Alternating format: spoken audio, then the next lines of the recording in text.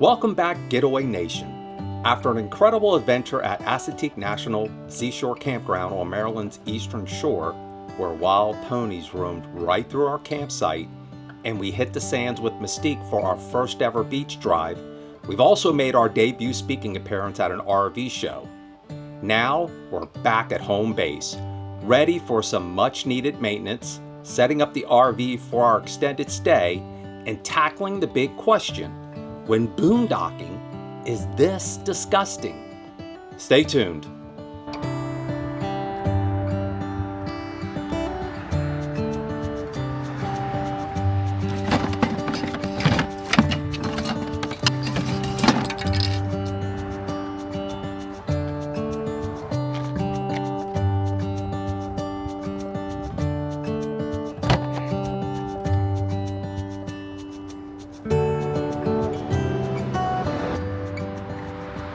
Oh, how's it going, Getaway Nation? Well, we're back at home base here. We just got back the other day from our trip to Assateague National Park. And sometimes when I come out to the home base, we're out back with a pedestal. But sometimes when I come out, I will park the RV right here in the parking lot out front, right off the main drag. I'm trying to find some keys. And of course, I cannot find them. Oh, I see them. I left them in the door. I'll actually boondock for all intents and purposes out here in the parking lot because I'm in no hurry to get around back and set up the rig. If it were a level site and the hookup process would be easier and quicker, I'd be more in a hurry to go back there and do that. It can be a little noisy out here. I've told you, I've shared that with you guys before. This is the main road out here, although in the evening and at night the traffic drops down a lot, so there's very little traffic noise. We'll boondock here, and now that show you the batteries again. Don't forget we got these Enduro Power Lithium batteries, 4 100 amp hour 12 volt batteries. Love our batteries. I'll put a link down below. You guys can check out the batteries. Since the rig's out here, I'm gonna go ahead and do a few things. I'm gonna spray the slides and clean off the jacks, the leveling jacks. I'll show you how I do that. It's pretty simple, pretty easy. We've got the hydraulic jacks. So what I'm gonna do is get under there and clean those with some silicone lubricant spray. Let's see. Oh man. I'll take the hat off. Here's our hydraulic jack. These can get dirty. So if you don't clean them on a regular basis, that dirt that collects on here can slide up into the cylinder and can cause some damage around with your seal. So you want to clean those from time to time. I'm just going to spray this a little bit and wipe it off. And just give it a good wipe down. I'll also like to check around here, make sure there's nothing down in there. But anyway, yeah, clean that off. You know, it can get a little tight under here. I just don't move around like I used to. Oh man, oh. That's pretty easy. It's not that hard, so. But keep an eye on them to make sure they're not dirty. I'll do a few more things, and I guess I'll take the rig around back. I'm in no hurry. I'm getting lazy. I'll show you something else. Now that I think about it, I'm gonna show you something else. You guys might not like it, might kind of get skeezed out about it, but I'll show it to you. Before I forget, talking about hydraulic systems, you want to check your hydraulic fluid and your hydraulic jack. That's how you do it. I'll show you mine. You got to find the reservoir. The hydraulic jack reservoir could be located, obviously could be in a different location than mine. Here it is right here. Now, you don't want to check this with the jacks down because the fluid is in the line. So make sure you check this when your jacks are retracted. Mine, if mine starts to get down a little bit below here, I'll start to get a signal inside letting me know whenever I make a turn. So I got to keep it right about there. And I did that through trial and error. So some of you may say, well, there's a mark here. but I found out that if I just put it up a little bit, I got to fill it up right in here. It's a little tricky to get in there. I just thought I'd share that with you before. Make sure you check the fluid, but make sure you do it when your jacks are retracted. You get a true reading that way. Now, I'll show you something else real quick about boondocking. So, this is what you do. Now, some people, ooh, I need to turn on some lights here, I guess. Some people may get a little skeezed out about this, but you know what? We're adults, come on, doesn't matter. You boondock, you want to try to save water, right? So you want to make sure you have one of these. I'll get it here, I'll get it. You want something like this. Keep something like that on hand. You guys know what it's for. It can save you a lot of water. It's just a trick, a way to save water. Do you have to do it? No.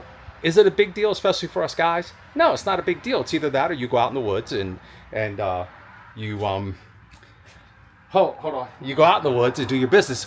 How did I learn that? Well, when we did RV Unplugged, the first season of RV Unplugged, you know, we were boondocking and we were trying to save water. In some cases, we had no water at first. Some of us didn't. Some of you did. But anyway, so what we would do is we kept red Solo cups on board.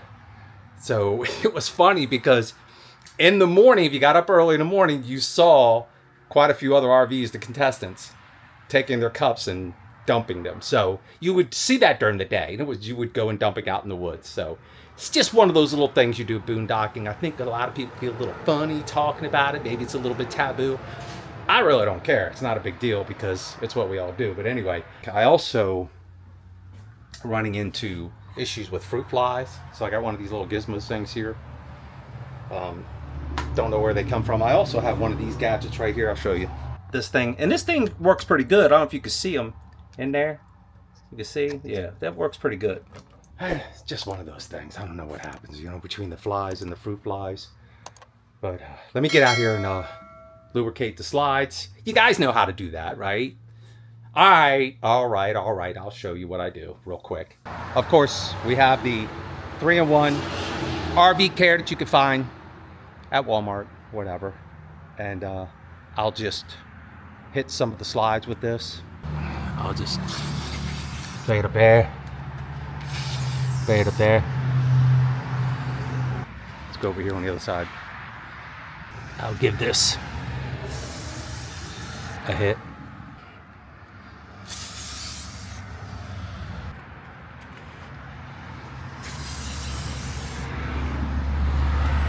I'm sure if I did that wrong, someone will correct me in the comments down below.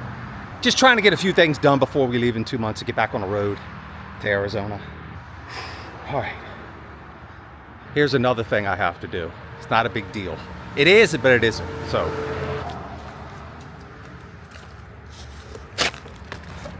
I have to put some depth in. And I prefer to fill up the depth at the truck stop. It's much easier than lugging these boxes around. The one thing I've never understood about when they laid this out, they put the depth container all the way here in the back. And with the slide out, it's a little tricky to get to. And the same thing at the fuel station. So I'll pull up, fill up, and then I'll have Katrina pull up so I could do the depth. It would have been nice if they put the two side by side, but you know. I am not a big fan of the box. I try to avoid this as much as possible.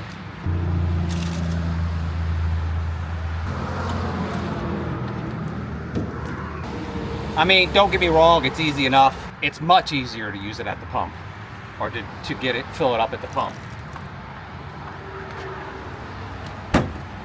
All right, well, now I can try to move the RV around back, but I might just wait in the morning because it's getting in the evening, and it does take me much longer to set it up because I have to put it on blocks and everything because it's so out of level back there.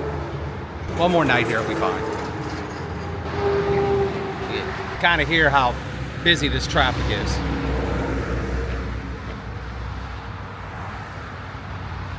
You got to stay up on these things because they can get away from you. And because we're here at home base for a couple months, this gives me a really good time, and that and the weather.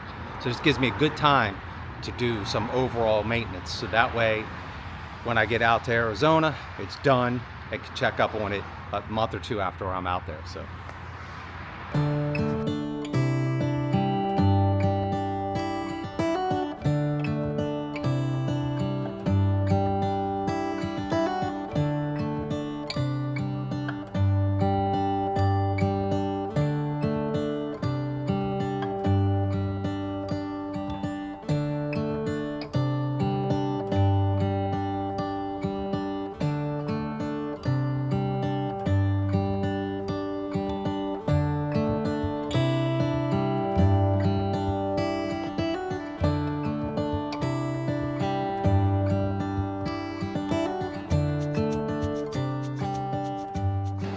All right, now I got to set up.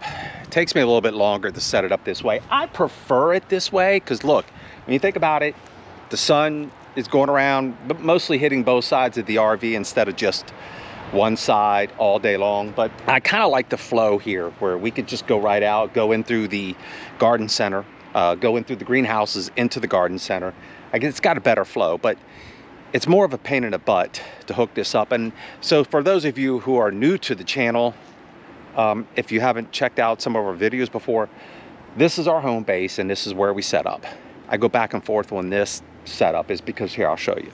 Back here, you can see, I made these for just this purpose.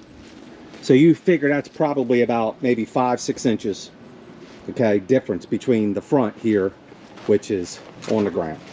It's not completely level, according to the settings inside. I could probably tweak it a little bit, but there's no reason to. It's close enough. I'll live with it, it's fine. And then over here, I can just simply hook up out here to the pedestal up here. Standard hookup with the surge protector and everything. I like it this way better, and then if I want, I could put the carpet out, the rug out, the outside rug, and then I could put the canopy out. And it's got more of a kind of a campground feel. So I think what Katrina and I would like to do, and this won't happen for at least another year, is maybe kind of do this area in a way that makes it conducive to like a campground. And the most important thing would be the sewer hookup. I gotta get with someone to have them see if I could run a sewer hookup. But whatever, we'll see about that. But I wish this area was more level, because that's one of the things that's nice about having a Class A RV. Man, if you have a nice level spot, you know, you just back up.